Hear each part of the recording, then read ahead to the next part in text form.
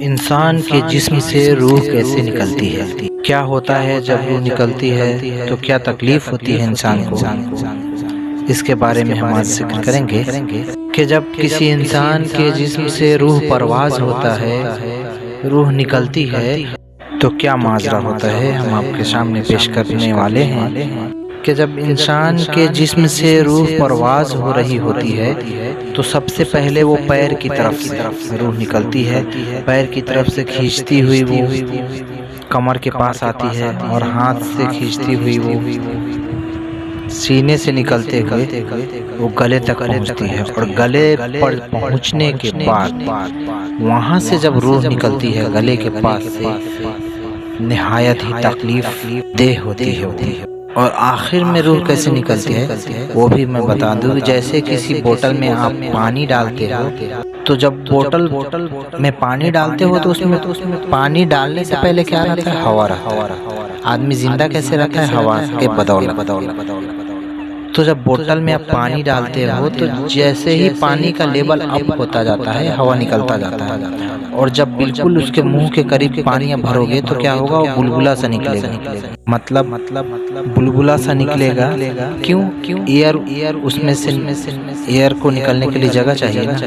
उसी तरह जब आखिर में रूह निकलता है इंसान के जिस्म से, तो जब गले से ऊपर निकलता है तो उसमें एयर भी रहता है। तो एयर के थ्रू क्या होता है कि मुंह से थोड़ा सा झाग निकलता है। जिस तरह पानी भरते हैं तो झाग निकलता है ना बोतल भरने के बाद। इंशाल्लाह आप समझ गए होंगे। तो इस तरह से रूह निकलती है जिस्म से। हम अपने वालिद मोहतरम का रूह कैसे निकला वो बताना चाहेंगे आप लोगों के सामने, कि आप सभी जानें कि रूह निकलती कैसे है जिस्म से और क्या क्या वाक़या पेश आया उनके साथ। वहाँ पे मैं मौजूद था, और हमसे जो बड़े हैं भाई हैं वो भी मौजूद थे। तो जब उनकी रूह निकलने वाली थी, मतलब आधा 30 मिनट 25 मिनट 30 मिनट पसोपेश में थे वो। रूह निकलने वाली थी, निकल रही थी, वक्त लगा था।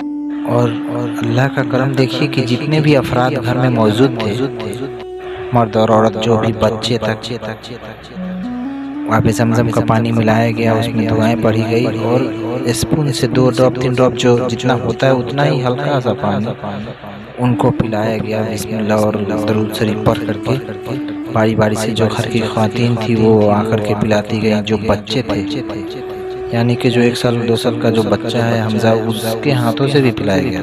सबसे पहले अम्मी पिलाई थी उनको, और दाहिने हाथ को हाथों में रख करके पेशानी उसमें पे ले करके उसको गुनाह की मुआफ़ी का तलब किया था अम्मी ने। और अब्बू उस समय भी कलमा पढ़ रहे थे, आवाज़ नहीं निकल रही थी। कलमा कैसे पढ़ रहे थे वो बताता हूँ कि एक रोज़ कबल शाम में, जैसे बड़े भाईजान बताए थे कि उनको जब सफाई वगैरह होता है, मुँह धुला करके नाश्ता जब कराते हैं, उस समय कलमा पढ़ाना, दुआएं पढ़ाना बिस्मिल्लाह के साथ तो पढ़ाते थे हम लोग सुबह शाम में। हमने उनको कहा कि अब्बू बिस्मिल्लाह पढ़ के कलमा पढ़िए। डेली पढ़ाते थे हम लोग, बोलते थे, पढ़ते थे। उस दिन क्या हुआ, वो खुद से पढ़ा उन्होंने कि बिस्मिल्लाहिर्रहमानिर्रहीम ला इलाहा इल्लल्लाह मुहम्मदुर रसूलुल्लाह, और बाएं करवट लेट करके और दाहिने हाथ से जो तोशक था ना उसको जोर से पकड़े थे। और क्या बोला उन्होंने कि बाबू कलमा पढ़िए। आंखों से आंसू आ गए, वो पढ़ रहे थे। तो जब बोले तो मैं भी पढ़ा। अल्लाह उन्हें जन्नत नसीब अता फरमाए। और उस तकलीफ दे वक्त, उस लम्हा, उस वक्फा को जो महसूस किया हम लोगों ने, तो पता चला कि ये चांदनी 4 दिन की है लोगों, ये जवानी तो फानी है लोगों। वक्त से पहले खुद को संभालो, जिंदगी का भरोसा नहीं है।